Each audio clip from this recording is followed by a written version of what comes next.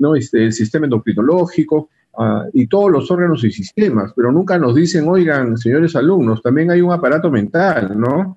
También existe una función mental, una función psíquica. Y como no nos enseñan, vamos confundiendo los aspectos de neurología, psicología y psiquiatría, ¿no? Es más, cuando se llega a profesionales, y eso yo veo, a veces no saben a dónde derivar, ¿no? Estoy mal de los nervios, me voy al neurólogo, ¿no? Y cuando nosotros ya sabemos que la función de los nervios son solamente dos, ¿no? Una función motora y una función sensitiva. Y la palabra motora viene de motor y motor viene de movimiento. Y la sensibilidad que tienen los nervios de ver la temperatura, consistencia, de las cosas que tocamos, ¿no? De tal manera de que los nervios o bien se alteran en su función motora, que es el movimiento, las hemiplegias, las hemiparesias, las cuadriplegias, etcétera, ¿no? Con relación al movimiento y la sensibilidad. Entonces, mi preocupación era que yo empecé a dar algo de la parte teórica antes de entrar en la práctica, ¿no? Cómo se va a hacer la valoración, que es el motivo del syllabus y de la introducción de este curso. A este primer grupo y a ustedes todos también les damos la bienvenida, ¿no? El doctor Pedro Alipaza, que es psiquiatra del Hospital Las Mercedes, el doctor Rodríguez Sanabria, que es psiquiatra del Hospital Regional, la doctora Noemí Samamé, que es psiquiatra del Hospital Almanzora Guinada Senjo. El que habla, Jaime La Cruz, es psiquiatra del Almanzora Guinada Senjo y es responsable del curso de psiquiatría. Le damos esta bienvenida, ¿no? Estamos aperturados para cualquier consulta, para cualquier duda. Y las disculpas del caso también con relación a la coordinación de los horarios, ¿no? Y con relación de repente a la creación de los links para las partes prácticas, un poco, hay unos vacíos todavía que estamos asentando con la finalidad de poder llegar a ustedes. Entonces, en esta primera parte, ubicarnos pues dentro de lo que es la psiquiatría y la medicina, ¿no? Y después veremos a ver cuáles son las funciones mentales, ¿no? Muy bien. Entonces, acá tenemos algo bien interesante, ¿no? Nosotros tenemos el sistema nervioso y el sistema nervioso central, el que está señalado por el indicador, es el cerebro, ¿no? Nosotros tenemos un sistema nervioso central y un sistema nervioso periférico, cerebro y columna vertebral, ¿verdad? Y eso lo sabemos. Y lo interesante que este sistema nervioso periférico, tenemos un sistema nervioso autónomo. Me parece bien interesante porque este sistema nervioso autónomo corresponde a todas las cavidades de nuestro cuerpo humano. Y este sistema nervioso autónomo, pues su nombre lo indica, funciona solo, ¿no? A través del sistema simpático y parasimpático, en donde va a regular los órganos internos, de tal manera que cuando existe una desregulación de los órganos internos, me iré al especialista designado, ¿no? Bueno, puedo ir al cardiólogo, al neumólogo, al gastroenterólogo, al nefrólogo, al ginecólogo en las damas, etcétera, al endocrinólogo, si es que uno de los órganos internos de mi sistema nervioso autónomo se desregula. Y si mi sistema nervioso central o periférico también se desregula, me iré al neurólogo, conociendo que los nervios tienen dos funciones, que son función motora y sensitiva. Pero de este sistema nervioso autónomo se desprende el sistema nervioso relacional. Y el sistema nervioso relacional, como su nombre lo indica acá, ¿verdad? En la pantalla, sobre su mano izquierda, que estoy señalando con el puntero, sistema nervioso relacional. Y el sistema nervioso relacional tiene que ver con las funciones mentales. Ahí viene. Lo que pasa es que esas funciones mentales han debido enseñarnos en el curso de Ciencia, Tecnología y Ambiente, como nos han enseñado todas las partes de los otros aparatos de los órganos y sistemas, ¿no? En la época de colegio. Como no nos enseñaron, vamos avanzando en la psiquiatría sin saber en qué consiste la psiquiatría y la diferencia entre neurología y el grupo profesional de psicología, que es muy útil en el campo de la psiquiatría, de la pediatría y la neurología, ¿no?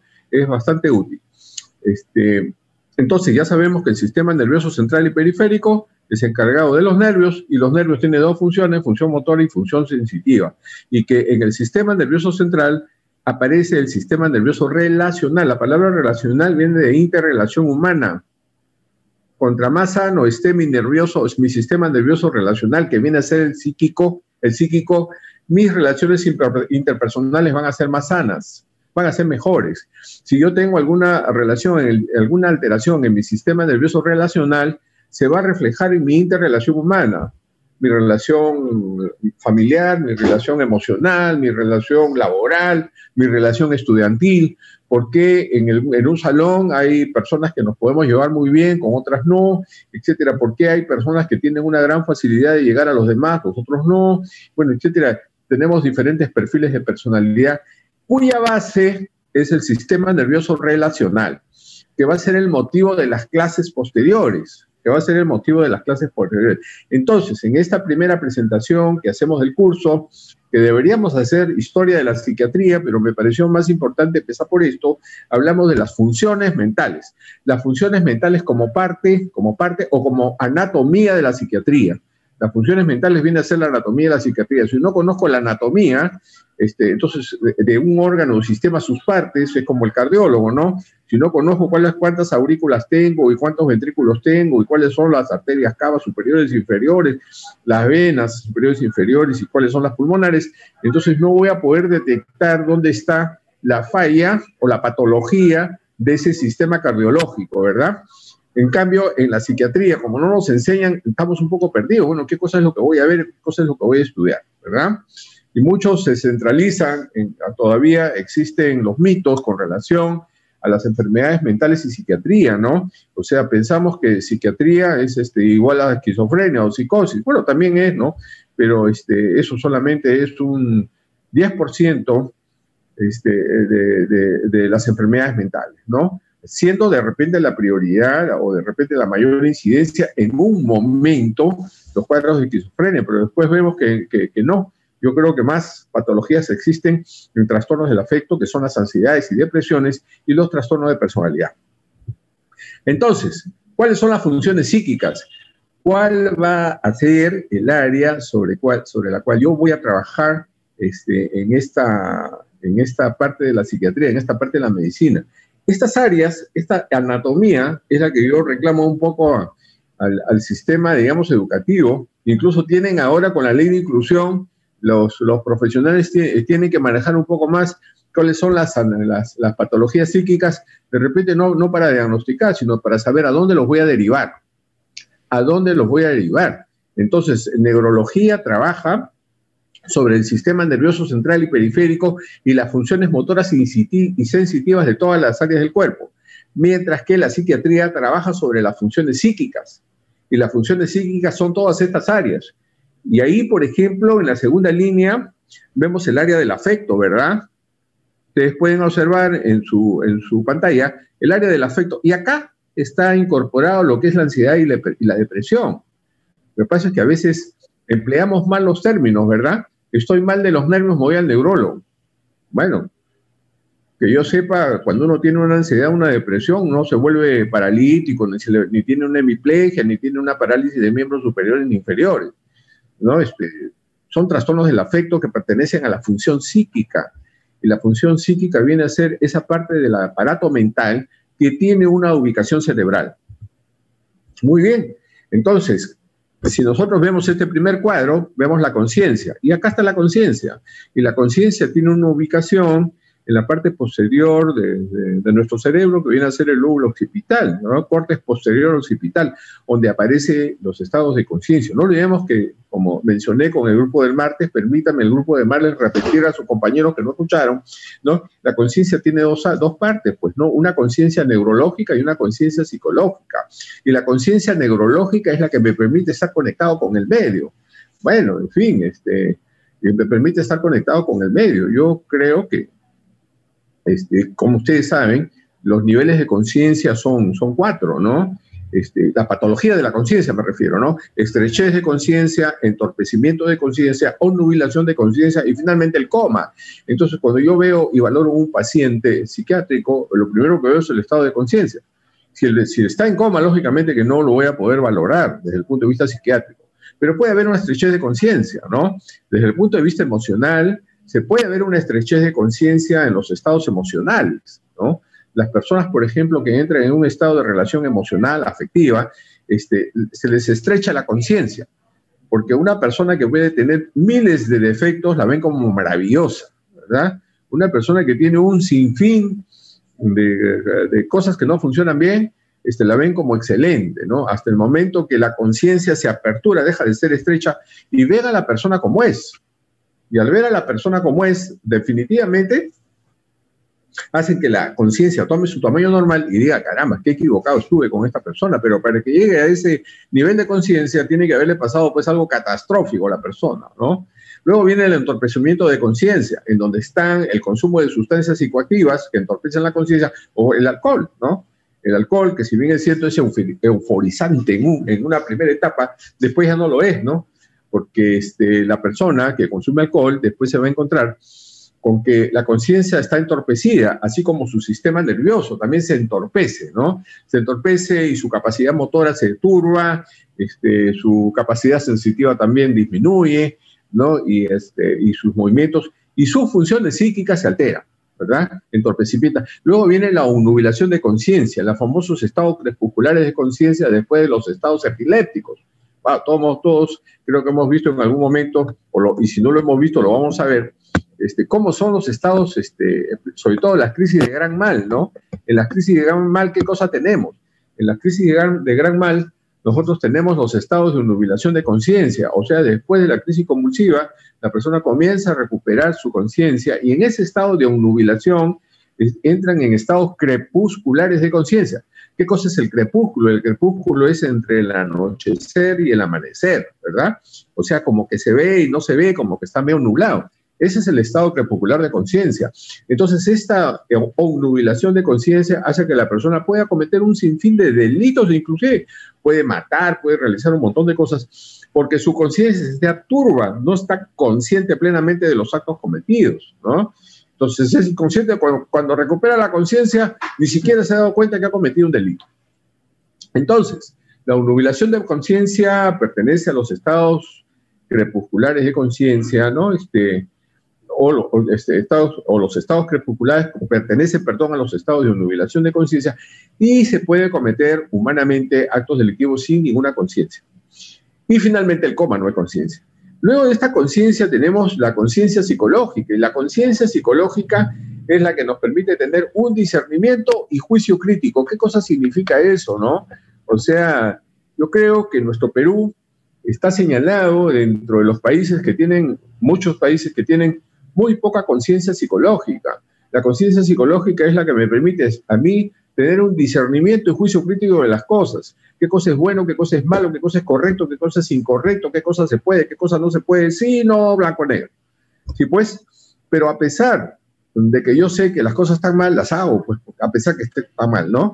Yo creo que nosotros vivimos 20, 25 años de gobernantes que están presos, que están perseguidos, que están por estar, ¿no? Y que los 4 o 5 últimos presidentes han salido no con muy buena cara de los episodios gubernamentales, ¿no? ¿Y por qué? Porque esa conciencia psicológica está enferma. ¿Cómo voy a hacer algo que yo sé que está mal, pero lo hago, ¿no? ¿Cómo yo estafo sabiendo que estafar es algo malo, pero lo hago? ¿Cómo yo robo sabiendo que el robo es un delito, pero lo hago?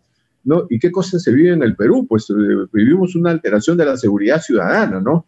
Violan, roban, asaltan, estafan, etcétera, y vivimos en una alerta permanente porque esa conciencia psicológica de nuestro país, la conciencia psicológica del Perú está enferma, porque nosotros que somos las estructuras orgánicas de esa sociedad, estamos con esa limitación de no tener una conciencia psicológica sana y estar empujados por algo que no se debe hacer, ¿no? Desde nuestra conducta personal hasta nuestra conducta a nivel de ciudad, de nuestra conducta familiar hasta las conductas de repente organizacionales. Entonces, esta conciencia tiene una ubicación anatómica. Luego tenemos la orientación se da en tiempo, espacio y persona y tiene una localización del lóbulo parietal. Interesante la ubicación de la orientación. Tiempo, espacio y persona, sobre todo en las patologías demenciales, ¿no? Las patologías del grupo etario de adultos mayores, nosotros vamos en busca de las demencias seniles, demencias de Alzheimer, ¿no? Demencia en Parkinson, demencia mixta, demencias vasculares, etcétera. Las demencias que comprometen la orientación en tiempo, espacio y persona, ¿no? Pero sin embargo, muchas personas Estamos orientados en tiempo y espacio, no somos seniles de repente, pero estamos desorientados en persona. Todos piensan que orientado en persona significa cómo me llamo. Pero no solamente es cómo me llamo, sino también significa que seamos conscientes si estamos respondiendo con la edad cronológica que tenemos. A veces uno se tira de espaldas, pues, porque se encuentran personas de 25, 30 años, 35 años que responden como si tuvieran 15 años. O afrontan situaciones de la vida como si fueran menores de edad y ya están por el promedio de los 30 años. Hay una desorientación total en persona, con una poca asimilación de la responsabilidad, ¿no? Entiéndase por responsabilidad la capacidad que yo tengo de enfrentar los problemas diarios de la vida, pero no los enfrento, pero los enfrentan otros por mí, ¿no? Orientación. Luego tenemos la atención, formidable, pues, porque los trastornos por déficit de atención se ven en patologías de niños y que corresponden al área de psiquiatría. Un poco para hacer ver cómo no todas las patologías en psiquiatría es psicosis, ¿no? Es esquizofrenia. Entonces acá tenemos que efectivamente la atención está dividida en los dos hemisferios, pero con localización similar, ¿no? Acá tenemos que la atención está localizada en el córtex posterior, ¿verdad? El lóbulo occipital. Tiene también una ubicación, estos están conectados con el córtex prefrontal que tiene que ver también con la inteligencia, como vamos a ver más adelante, y la sustancia reticular ascendente. El giro fusiforme, que son los 4 núcleos que van a corresponder a la función de la atención. ¿Dónde está ubicada la atención? En el córtex parietal posterior, en el córtex prefrontal, está, en los ganglios basales del tálamo ascendente, en la sustancia reticular, ¿verdad? Entonces, miren ustedes cómo se divide la ubicación de la atención. Entonces, la atención, que es una función mental, tiene una ubicación cerebral, que obviamente puede ser preguntas de examen con relación a las partes de las funciones mentales, ¿no? Funciones mentales, ubicación cerebral. De esa manera nosotros podemos darle un aspecto más médico a lo que significa la psiquiatría, ¿verdad? Luego tenemos trastorno de memoria. Es interesante, pues, porque la memoria está ubicada en el hipocampo. Entonces, cuando nosotros realizamos un aprendizaje, ahorita estamos haciendo un aprendizaje, tanto ustedes como yo, ¿no? Utilizamos los 5 sentidos. Bueno, en este momento estamos utilizando el sentido de la vista, estamos utilizando el sentido de tacto porque estamos movilizando ¿no? la máquina para poder ver las figuras, ¿no? La laptop, etcétera, la computadora. Estamos utilizando la audición, ustedes me están escuchando, ¿no? Al comienzo no me escuchaba, la doctora me dice, doctor, no se le escucha, estaba hablando en el aire, no me están entendiendo. Entonces, cuando yo uso los sentidos, estos a través de las fibras nerviosas llevan la información y se almacenan en el hipocampo. Ahí está el hipocampo. El hipocampo viene a ser el baúl de los recuerdos, dicen, ¿no? ¿Por qué? Porque todos se almacenan ahí. Entonces, cuando ustedes entran a estudiar cualquier curso, no solamente toda la información va al hipocampo, donde se almacena la información. Y en el momento que ustedes dan examen, a mí me encanta verlos dar examen, ya no los voy a poder ver porque no hay pues exámenes presenciales. A mí me da no sé qué cuando daban examen presencial, ¿no? Porque parecía que tenía una tortícolis en el cuello, porque todo el mundo miraba para la carpeta del otro lado, o que parecía que tenían una óculocefalogira, algo le pasaba en los ojos, porque los ojos iban para el otro sitio, ¿no? Y no se sabía realmente qué pasaba, ¿no? Yo me imaginaba que de repente, como tienen tanta información en el hipocampo, en el momento de dar la respuesta correcta, no sabían cómo utilizar, tenían que mover la cabeza para que los conocimientos se acomoden, ¿no? El hipocampo, su ubicación y la memoria. Entonces me parece interesante como parte de la función mental. Ahora, la memoria también se enferma, por supuesto que la memoria también se enferma, ¿no? ¿Cuál es la principal enfermedad que viene con un trastorno de memoria? Son las demencias, ¿verdad? Las demencias comienzan con alteración de las funciones cognitivas y con alteraciones de la memoria, sobre todo de la memoria de evocación, ¿no? Y la memoria de fijación. Ustedes, los jóvenes, tienen buena memoria de fijación, y en las personas ancianas la memoria de fijación comienza a fallarles. Por eso es que van a visitar al abuelo, al papá, etcétera, ya no se acuerda dónde dejaron los documentos, los billetes, la billetera, etcétera, y más bien los miran con mala cara a ustedes pensando que ustedes se están agarrando algo, ¿no? Y es que los ancianos ya les va fallando la memoria de fijación. En cambio, el anciano tiene muy buena memoria de evocación, por eso es que el anciano recuerda las cosas del pasado con mucha facilidad, ¿no? Los recuerdos, los episodios, los nombres, las monedas, los recuerda. Más bien ustedes tienen poca memoria de evocación, ustedes tienen muy buena memoria de fijación, son personas jóvenes. ¿Se acuerdan dónde dejaron el lapicero, la plata, los cuadernos, los libros? Dice ustedes. Pero yo no sé qué pasa con ustedes, pues, porque la memoria de evocación la tienen no sé qué, sobre todo cuando les prestan un libro, y algunos cuando les prestan dinero, no se acuerdan, entonces no pagan, ¿no? Bien, luego viene la inteligencia. La inteligencia es la capacidad del hombre en salir de situaciones difíciles, y su ubicación está en el lóbulo frontal izquierdo. Lógicamente que esta división es con fines didácticos, ¿no? Porque todo el cerebro tiene una conexión que le permite funcionar como un todo, ¿no? Entonces, el lóbulo frontal izquierdo, en donde está ubicada la inteligencia, hace que también tengamos patologías de la inteligencia, ¿no? Están los retardos mentales, que no todos los retardos mentales son iguales. Hay retardo mental leve, retardo mental moderado, retardo mental grave, retardo mental profundo, y cada uno con una ubicación en cuanto a la edad cronológica. Y una carta de presentación en el comportamiento que pudieran tener. Luego tenemos el pensamiento. Bueno, y en el pensamiento ya entran más elementos a su conformación, ¿no? El pensamiento tiene un contenido, el pensamiento tiene una forma y el pensamiento tiene un curso. El pensamiento, en su contenido, yo lo voy a ver a través de mi lenguaje. Entonces, cuando ustedes escuchan hablar a una persona, rápidamente se dan cuenta si esa persona tiene un trastorno del pensamiento. Aparte que para tener ideas hay que darle forma. Hay personas que se enferman o que de repente no le dan forma a sus ideas. Me hace acordar a este alcalde de Lima, Castañeda Locio, ¿no? Cuando lo hacían hablar, le decían el mu, porque tenía muchas cosas en la cabeza, pero no le daba forma a las cosas, ¿no? Entonces su expresión era pues como que no supiese nada, y si sabía el hombre, ¿no?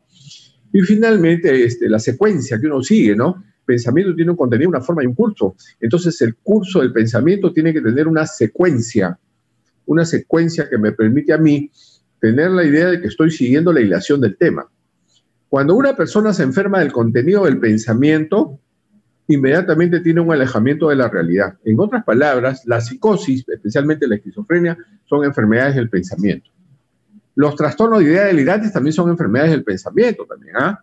O sea, por ejemplo, el celópata está considerado como un trastorno de ideas delirantes, y un trastorno de ideas delirantes es una psicosis. O sea, el celópata, ¿qué cosa hace? El celópata crea situaciones que no existen, ¿no? Crea relaciones inexistentes, ¿no? De repente un señor saluda a la enamorada, a la novia, a la esposa, y el hombre cree que le está haciendo alguna seña que le dice, oye, ven para acá, ¿no? Y ahí comienza toda la idea delirante de que sí, que te hacen señales, que te hacen señas, que cuando lo conoces, bueno, qué sé yo, ¿no? Y solamente es un simple saludo. Por eso es que el celópata está considerado como un psicótico con un trastorno de idea delirante, ¿no? Interesante el pensamiento. ¿Dónde se ubica? En el lóbulo frontal, el sistema límbico, interesante el sistema límbico, que viene a ser pues esa especie, acá está en B, el sistema límbico, esa especie de araña que tiene pues en el medio del cerebro, ¿no? Sistema límbico, el tálamo y la sustancia reticular ascendente que se va entrando al sistema nervioso central. Entonces, la interconexión del lóbulo frontal, sistema límbico, tálamo y sistema reticular ascendente hacen que se forme el contenido de las ideas, ¿no? El contenido de las ideas. ¿Cuál es la principal enfermedad representativa de un trastorno del pensamiento? Son las psicosis, ¿no? Son las psicosis o los trastornos también de ideas delirantes, ¿verdad? Y dentro de la psicosis, la más frecuente es la esquizofrenia, en donde en la relación de clases que les hemos pasado, está como uno de los temas, la esquizofrenia, ¿no? Los hábitos, bueno, trastorno de los hábitos. Los hábitos también son difíciles de erradicar, ¿no? Los hábitos están de la mano con trastornos de la voluntad. Entonces, de ahí viene que de los hábitos, los malos hábitos, es bien difícil cortarlo. ¿Por qué? Porque en los fíjese bien todos los elementos que intervienen en la conformación de un hábito, ¿no? El alcoholismo, ¿no? O las drogas que se hacen un hábito, ¿no? Como una enfermedad. Entonces, acá encontramos el globus pallidum, el putamen y el núcleo caudado, ¿no? El globus pallidum, el putamen, el núcleo caudado y el tálamo como partes representativas de la ubicación, de los hábitos, ¿no? Encontrándose, por supuesto, en los núcleos subtalámicos, la sustancia negra dentro de la médula espinal y la médula como puente, que sirve de ingreso de la información para ubicarse en estos núcleos y formar los hábitos. Entonces, una vez que se crea el hábito, ¿no? En el globus pálido, putamen, núcleo cargado y tálamo, que se van juntando entre sí para hacer la conexión y crear el hábito, se queda como un sello. Y al quedarse como un sello es bien difícil, pues lo único que podemos poner es otra información encima, pero la información básica queda. Por eso es que las personas que tienen consumo de alcohol o sustancias, adicción a sustancias psicoactivas, es bien difícil que la persona se cure. Lo que se puede hacer es crear otro hábito encima, pero en cualquier momento ese hábito que está ya formado, estructurado en nuestro sistema nervioso, que queda almacenado en el hipocampo de la memoria, hace que la persona otra vez pudiese reactivar un mal hábito, un mal hábito, ¿verdad? En cambio, los instintos, que es bien interesante, también patología de los instintos, está ubicada en la amígdala, ¿no? Y acá tenemos la ubicación de la amígdala, ¿no? La amígdala, como ustedes ven ahí en un corte, pues, de un hemisferio cerebral, es el hemisferio cerebral derecho, y estamos viendo la parte interna del cerebro, en la parte de la amígdala, están los instintos. Los instintos de conservación de la especie, doctores, son tres.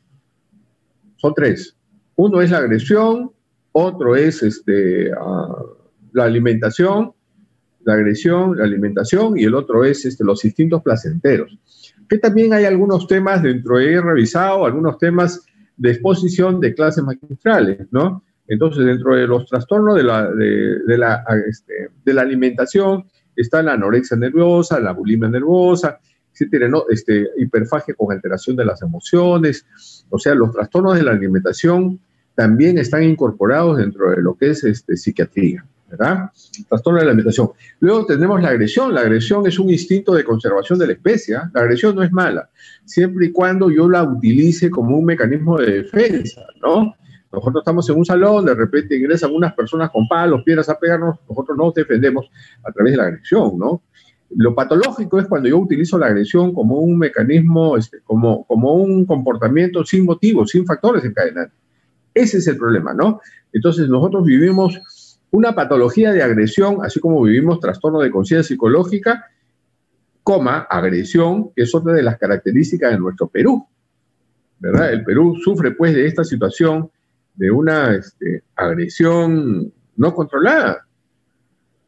Y la violencia, ¿no? Violencia familiar.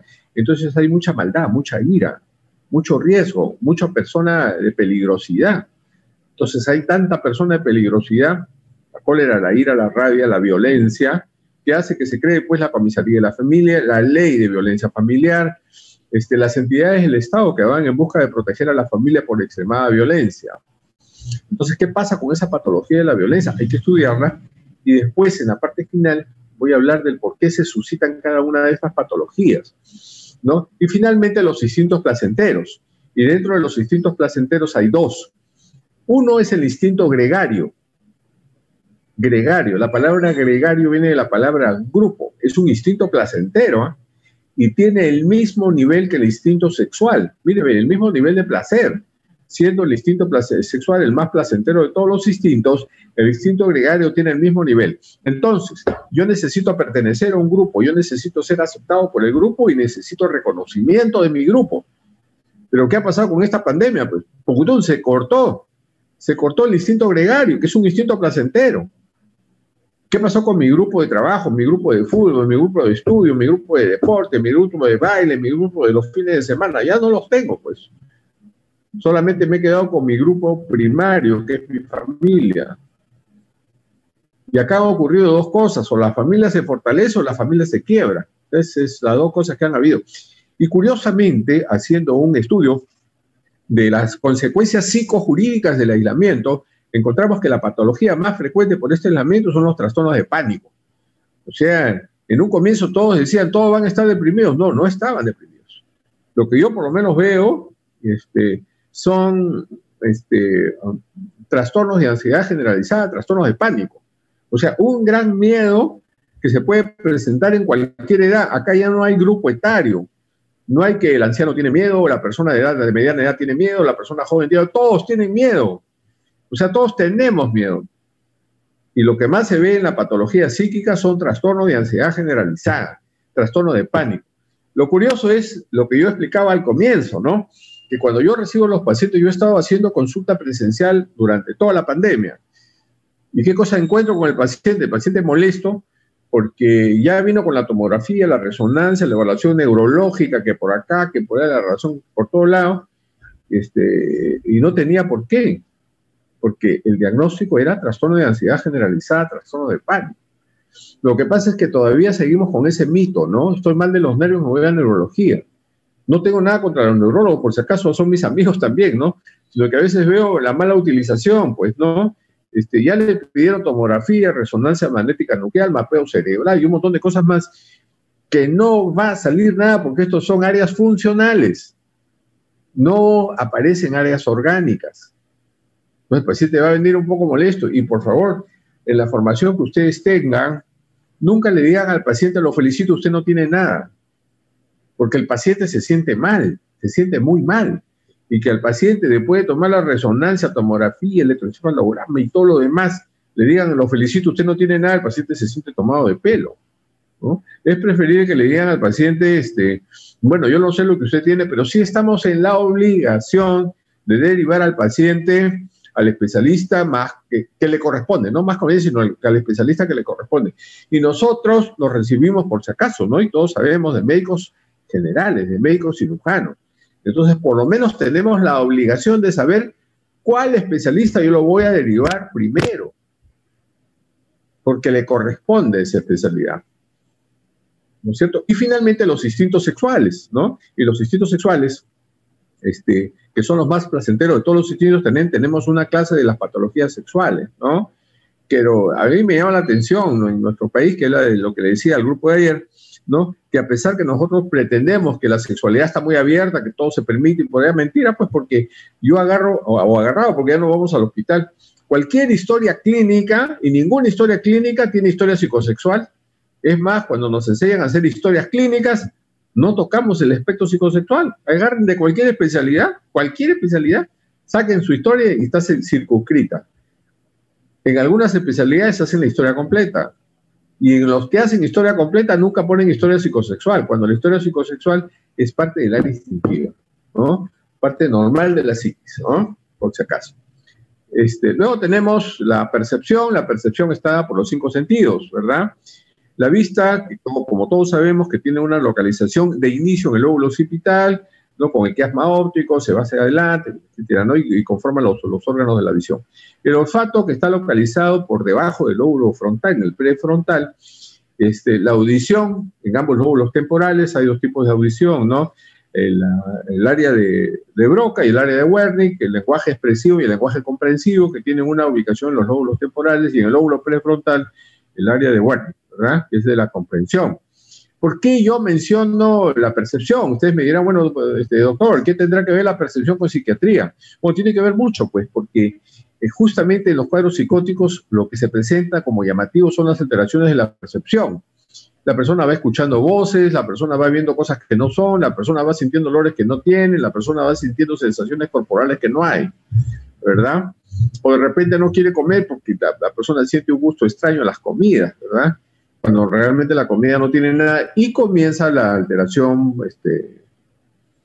del pensamiento.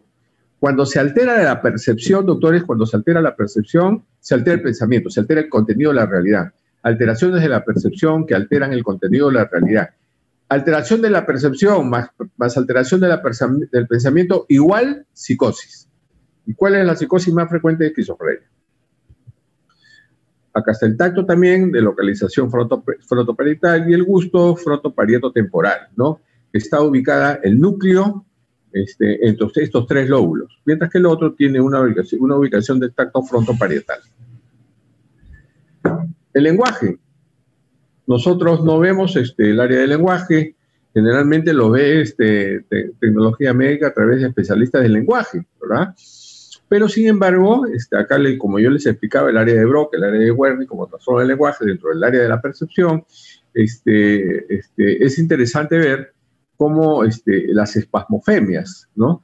las espasmofemias de las personas que tienen trastornos de ansiedad, que les permite una vocalización correcta y por esa ansiedad se le cura la ansiedad y la persona vocaliza mucho mejor, con menos velocidad, una velocidad adecuada, un lenguaje apropiado y un lenguaje apropiado y una fluidez que se le permite una comprensión, ¿no? Luego tenemos el afecto. No olvidemos que el afecto está involucrado dentro de lo que es la depresión y ansiedad.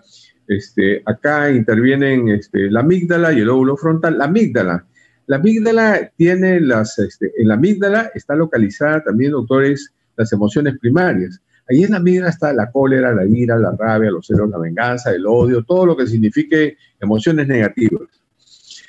Pero también están localizados pues los afectos conocidos, ¿no? Primarios, que es la ansiedad y la depresión.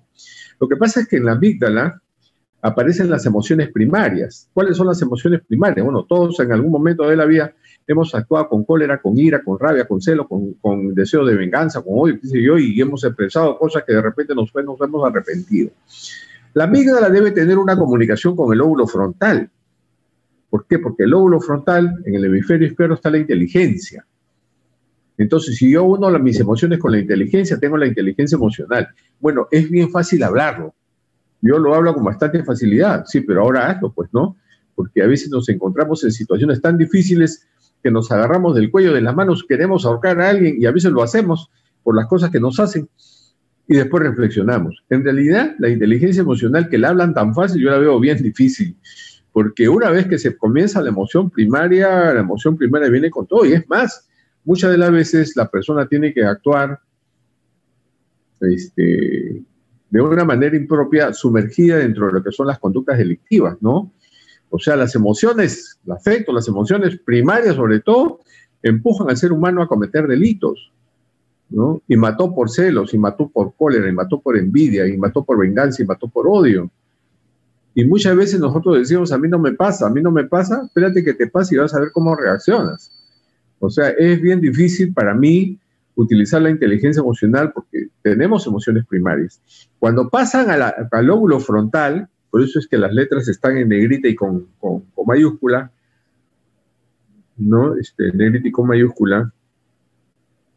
Yo trabajo, por si acaso, con dos personas, la señorita Shirley, que me acompaña muchos años, que es psicóloga, interesante, muy inteligente. Me encanta cuando me hacen diapositivas bien bonitas, sobre todo cuando tienen fallas ortográficas, ¿no? Y también trabajo con un asistente, el doctor Bruno, que ve la parte legal también de la psiquiatría, ¿no? Hay una subespecialidad que es psiquiatría forense, que ustedes seguramente le van a llevar en medicina legal, ¿no? En donde vemos, junto con el doctor Bruno, que es abogado, vemos la parte de psiquiatría forense, pues aspectos de medicina legal, ¿no? Es muy interesante. Ahí vemos otro tipo de patologías también, ¿no? Entonces ahí ven la amígdala como emociones primarias, el lóbulo frontal, en donde la persona puede cometer esos delitos afectivos, ¿no? Y nosotros, a pesar que ustedes pueden tener otra especialidad, está en la obligación de por lo menos de saber la anatomía, pues, doctores. Y por lo menos saber a qué especialista derivar. La voluntad, acá está la voluntad. La voluntad es bien interesante. La voluntad aparece en todas las conductas adictivas. Las conductas adictivas son enfermedades de la voluntad. El alcohol, las drogas, etc. Y todo lo demás corresponden a enfermedades de la voluntad. La voluntad tiene tres áreas, ¿no? Tres áreas. La voluntad tiene tres áreas, ¿no? Una, que es la parte apetitiva. O sea, a mí me apetece algo. Y otra que es la parte ejecutiva. Como a mí me apetece algo, entonces lo hago. ¿Y cómo es eso? Bueno, a mí en este momento me dan ganas pues de tomarme 100 cervezas, a mí nadie me controla, tengo mi plata en el bolsillo y me alcanza pues para tomarme 100 cervezas. Pero entre la parte apetitiva, me apetece, y la parte ejecutiva en el medio, está la conciencia psicológica, la que hemos visto al comienzo. Y la conciencia psicológica me hace a mí tener un discernimiento y juicio crítico de las cosas. Entonces digo, uy, carambas, tengo plata, a mí nadie me tiene pisado, bueno, y puedo tomarme 100 cervezas y hace bastante calor. Pero, ¿qué pasa? Está mi conciencia psicológica, discernimiento y juicio crítico de las cosas. Yo tengo que pensar, ¿no? Oye, Ya pagué la luz, ya pagué el agua, ya pagué la universidad, ya pagué la cuota del banco, ya pagué esto, ya pagué el otro.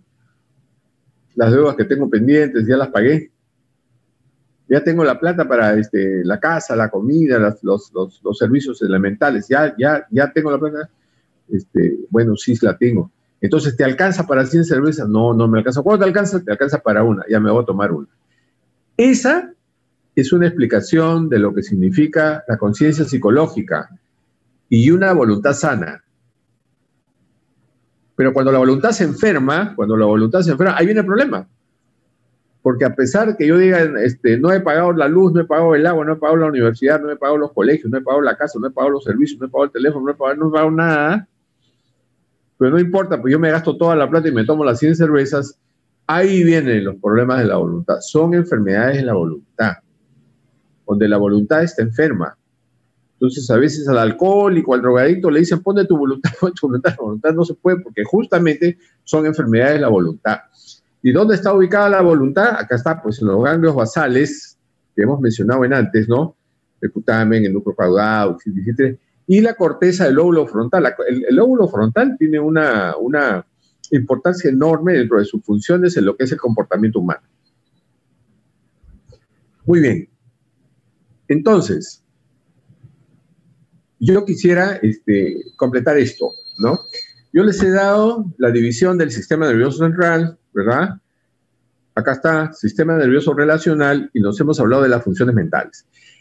Les he dado la ubicación de cada una de ellas en el cerebro, pero acá viene algo que tiene que ver con la historia de la psiquiatría. Nosotros tenemos clases ¿hasta qué horas?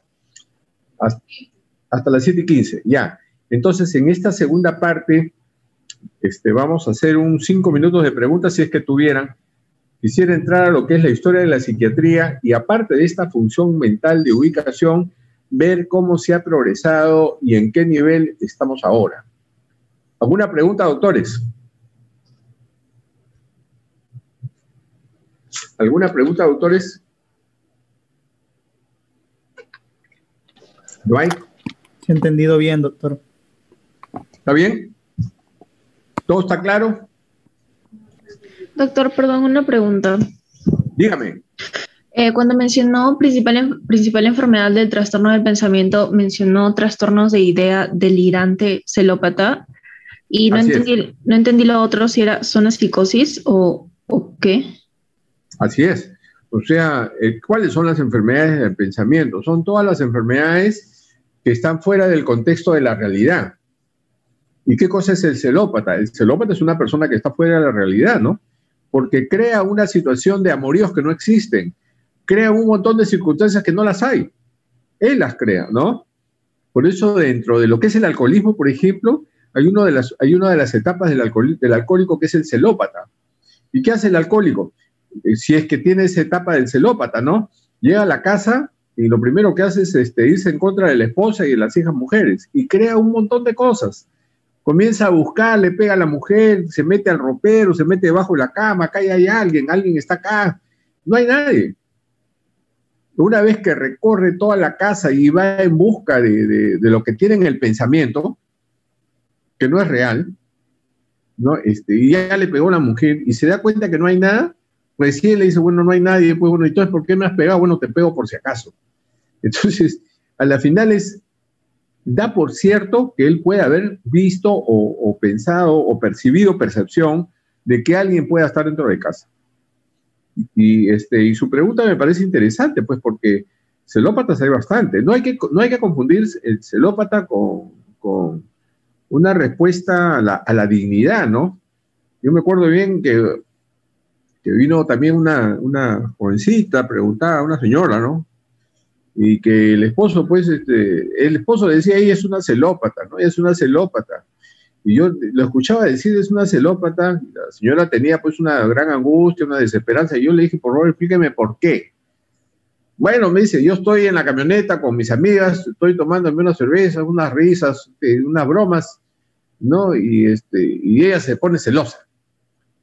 Bueno, ya esa es otra cosa, ¿no? Porque ahí lo que está reclamando la señora no son celos, sino la señora estaba reclamando su posición de esposa, o sea, estaba reclamando su dignidad.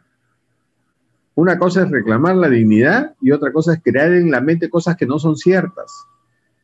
Y este señor decía pues, que está con las amigas en la camioneta tomando trago y lógicamente la esposa le reclama ese tipo de comportamiento, ¿no? De comportamiento, no lo juzgaba como que estaba siendo infiel, sino el comportamiento. Y él le decía pues que era una celosa. No, esa no es celosa. La señora está reclamando su dignidad, ¿no? Su posición de esposa. No sé si eso responde a su pregunta, doctora. Sí, doctor, muchas gracias. Ok. ¿Alguna otra pregunta, por favor? Con mucho gusto.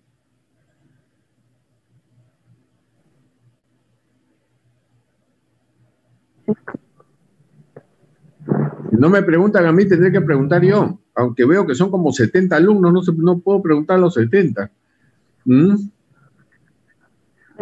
Entonces, nosotros tenemos, ¿no es cierto?, la clasificación internacional de enfermedades número 10, ¿verdad? Ya está vigente, ya está la 11, pero todavía no está autorizada para su funcionamiento. Me parece que debe autorizarlo la Organización Mundial de la Salud, ya la dio a conocer, pero tiene que tener la autorización de uso acá en nuestro país, ¿no? Ministerio de Salud, me imagino. Ahí, ya ustedes saben que la clasificación internacional de enfermedades número 10 tiene 25 capítulos. Cuando ustedes roten por las diferentes especialidades, vean en la clasificación internacional de enfermedades las enfermedades que hay en cada especialidad que ustedes roten. En psiquiatría es el capítulo 5, enfermedades mentales y el comportamiento, de la CIE-10, de la Organización Mundial de la Salud. Entonces ahí, en ese capítulo 5, ustedes van a ver la relación de enfermedades. ¿Cuántas enfermedades son? Son 100 enfermedades. Un poco para hacer recalcar de que no todo en psiquiatría es psicosis, ¿no? No todo en psiquiatría es esquizofrenia. Y otro elemento interesante que tenemos es la DSM-5, que yo me quedo con la DSM-4 que está vigente hasta ahora, que me parece bien interesante, porque me permite ver a mí, el enfermo, aparte de estas funciones psíquicas alteradas, me permite ver todo el contexto de otras enfermedades sociales y familiares que el paciente pudiera tener, ¿no? Como vamos a ver en la historia clínica de la enfermedad. Muy bien. ¿Alguna otra pregunta, por favor? Doctor, una pregunta. Dígame, doctora. ¿Los celos son causa de las inseguridades que tiene una persona? A ver, un poquito más fuerte, mi doctora, sin miedo, porque no le escucho. Los celos que una persona experimenta son causa de inseguridades de una persona, inseguridades propias. Claro, ustedes van a ver que no he mencionado algo. Yo pensé que me iban a preguntar, que tiene que ver con su pregunta, doctora, ¿no? Yo he mencionado cada una de estas partes de la función mental. Mire, cada una de estas partes yo le he mencionado, y abajito dice personalidad. Y nadie me ha preguntado, oye, doctor, y pone personalidad, pero no ha hablado nada de personalidad. Entonces, la sumatoria de estas funciones mentales, que todos la tenemos, van a dar mi estructura de personalidad. Nadie me ha preguntado eso. Mire, yo pensé que era raro que no me pregunten. Ya, esta es una pregunta que tiene que ver con personalidad, que está en este cuadro al final. Entonces, yo soy el resultado de mi conciencia, mi orientación, mi atención, mi memoria, mi inteligencia, mi pensamiento, mi percepción, mi afecto. Ya, yo soy ese, mi lenguaje. Pero eso tiene factores genéticos. Pero la genética viene acompañada de la epigenética. La epigenética viene a ser el contexto social. Y los responsables en la estructura de la personalidad son los padres. No para echarles la culpa, sino nosotros los padres somos responsables de formar a los hijos en su estructura de personalidad. Pero como los padres no somos perfectos, vamos a cometer errores. Y los errores que pudiéramos cometer se va a reflejar en la estructura de la personalidad de los hijos, ¿no? Entonces, una cosa es criarse en un hogar con alcohólicos, con violencia, con infidelidades, con enfermedades, ¿viste? Y otra cosa es formarse en un hogar estable, con una estabilidad emocional, económica, etcétera. Es otra cosa, ¿no? Entonces, y aparte que yo pudiera tener un buen ingreso económico, una buena estabilidad económica, de repente no tengo una estabilidad emocional, también se va a sufrir y bastante. Entonces, dentro de la CIE-10, que estoy nombrando hace un rato, o la DSM-4/5, van a ver ustedes en el diagnóstico como 8 o 10 tipos de personalidad. O sea, todos nosotros acá, que somos como 70, tenemos un perfil de personalidad. Un perfil no significa patología, ¿eh? Por si acaso. Un perfil es un perfil, todos tenemos un perfil. Y eso me sirve a mí para decirles que nadie es más que nadie, ni nadie es menos que nadie. Todos somos iguales con diferentes formas de ser. Todos somos iguales con diferentes perfiles de personalidad. A ver, vean en su salón, ¿no? Hay personas ansiosas, personas deprimidas, personas inestables, personas inmaduras, personas dependientes, personas hipocondriacas, personas egocentristas, personas narcisistas, personas media psicopáticas, como perfil. No significa de que uno es mejor que el otro, ¿ah? También puede haber personas inseguras, personas dependientes, etcétera, ¿no? O sea, son manifestaciones de la personalidad. ¿Cuándo se convierte en un trastorno? Ahí viene. O sea, trastorno se convierte cuando mi forma de ser, perdón, un ratito voy a conectar, perdón un momentito.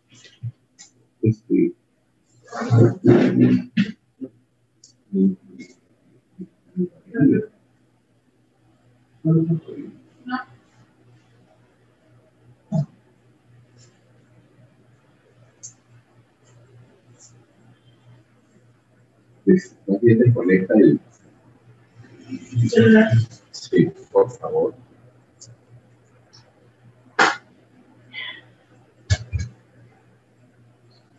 Mil disculpas, lo que se estaba yendo la carga de la computadora. Trastorno decía, discúlpeme, trastorno es, gracias.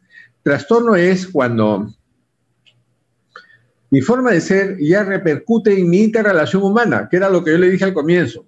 Si yo tengo un buen aparato mental, una buena función psíquica, mi personalidad va a ser bien estructurada. Pero si yo no tengo una buena función mental, una función psíquica, mi personalidad va a tener dificultades de interrelación. Por eso es que en la primera diapositiva, y acá está, sistema nervioso relacional. Relacional, cómo yo me interrelaciono con el resto. Y eso va a ser gracias a mis funciones psíquicas, que me van a permitir tener a mí una estructura de personalidad.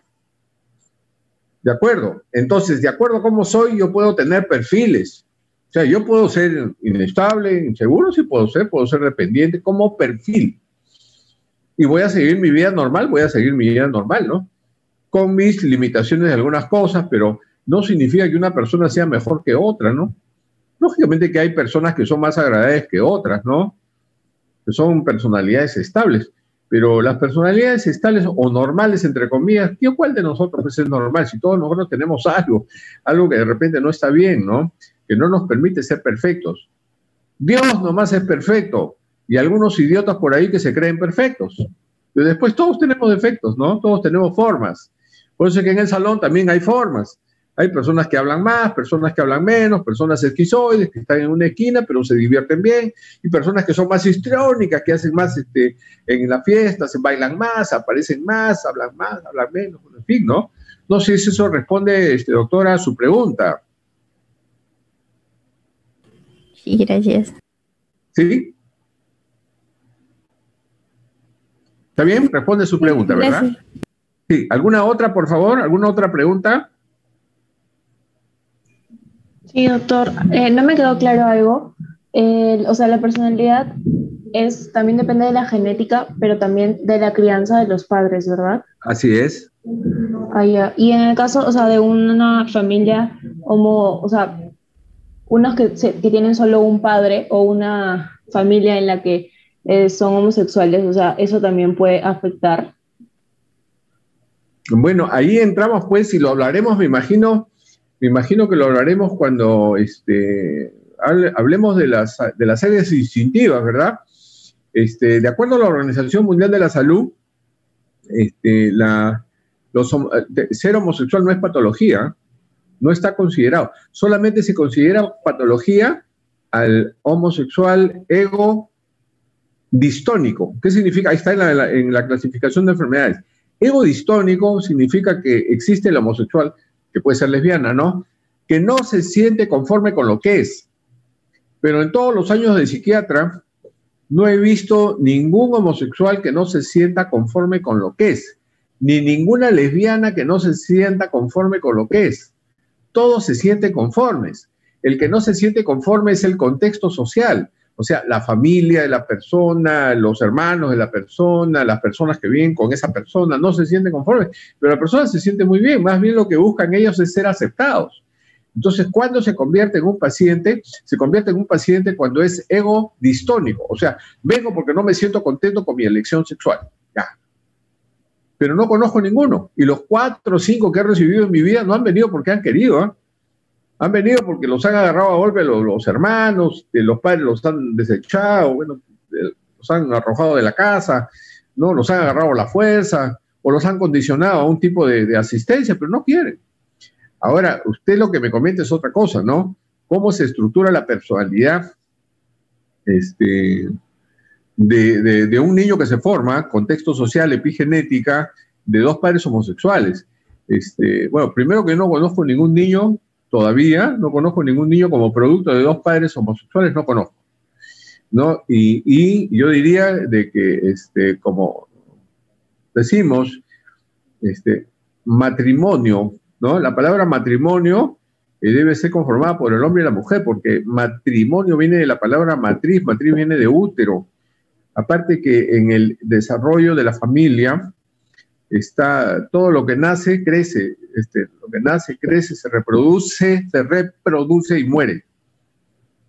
Ahora, lógicamente que no estamos entrando a casos excepcionales que tienen que ver con la infertilidad asistida, ¿no? Pero esa es la secuencia del camino normal. Ahora, que 2 personas puedan ser muy buenas, etcétera, y que tienen derecho a escoger personas de su mismo sexo también, porque hay personas que son muy respetuosas, su personalidad es muy estable, pero su elección está en base su elección sexual está en base a personas del mismo sexo. Ya, pues muy bien. Pero eso hace que al adoptar entre en un egoísmo personal de querer conformar una familia, un matrimonio que no es, pues, ¿no? Que no es. Entonces yo diría que se pudiera estar actuando con egoísmo. No conozco en sí cuál sería la conformación de una estructura de personalidad, ¿no? Pero viendo a los padres como son, yo diría que lo que se está fomentando de repente es una bisexualidad, una homosexualidad en el producto adoptado, lo cual se le estaría, digamos, enfrentando al niño o a la niña adoptada a una circunstancia de que no le pertenece, ¿no? Sino se le está empujando a que elija, ¿sí? ¿No? En cierta forma, ¿no? En cierta forma indirecta. No sé si eso, digamos, satisface su pregunta. Sí, doctor, gracias. ¿De qué, pues? ¿Alguna otra pregunta, doctores? Nos queda unos 20 minutos todavía. Doctor. Dígame. También habló de un caso de una persona que, o sea, sabía, pero no sabía cómo explicar lo que decía, algo así creo. Claro. El pensamiento tiene una forma. ¿No? Eso es Castañeda al ocio. Ajá, sí creo que no es.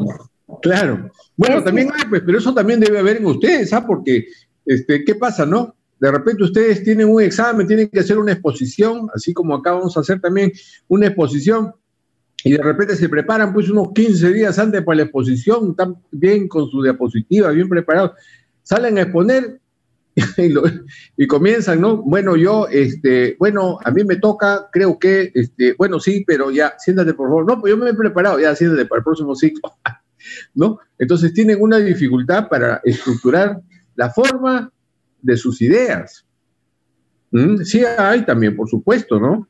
O sea, el pensamiento se puede alterar en su contenido, en su forma y en el curso. También hay personas que tienen alteración en el curso de las ideas, ¿no?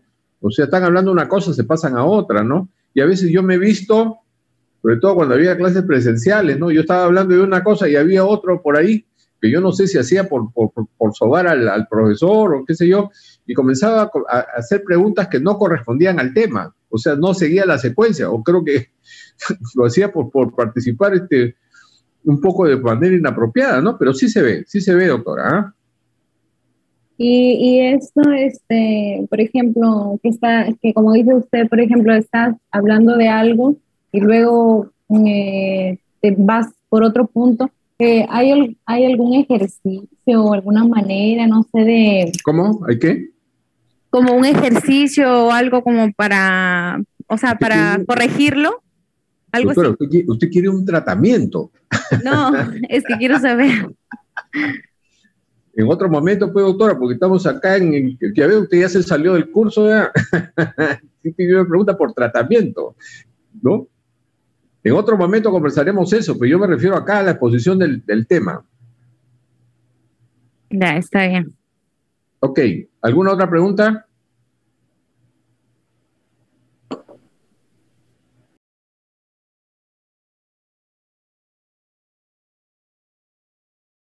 Pero vienes. Sí.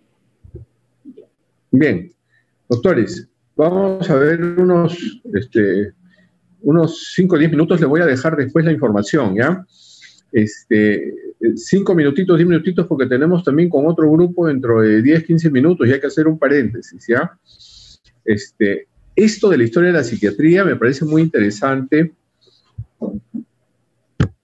porque historia de la psiquiatría, porque tiene que ver cómo se crea la psiquiatría con trepanaciones craneanas, el castigo divino y cómo la enfermedad mental estaba muy ligada a la naturaleza.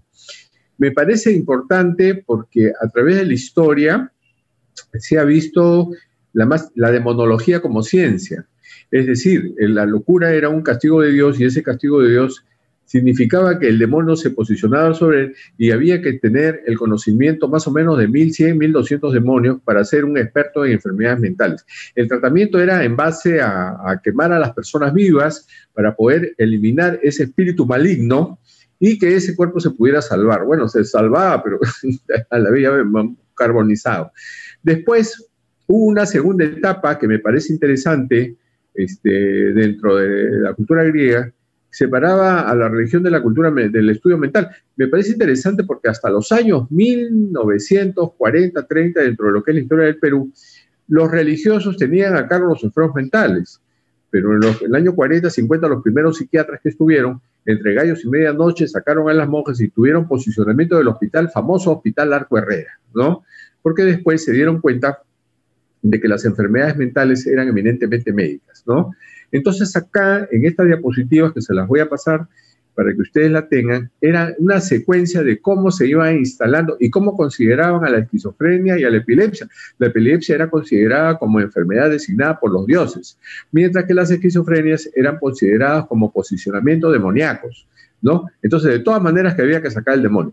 En un segundo lugar, en la Edad Media, los pacientes psiquiátricos pasaron a estar en las cárceles junto con los delincuentes y las prostitutas, y junto con las delincuentes y las prostitutas, hasta que aparece Pinel, y Pinel se dio cuenta que a pesar de que ya se habían creado hospitales para enfermos mentales, en estos lugares recibían tratamientos muy cruentos, ¿no? Bueno, a las finales, en 5 minutos. Ya, correcto, sí, acá me ponen iniciar, voy a poner.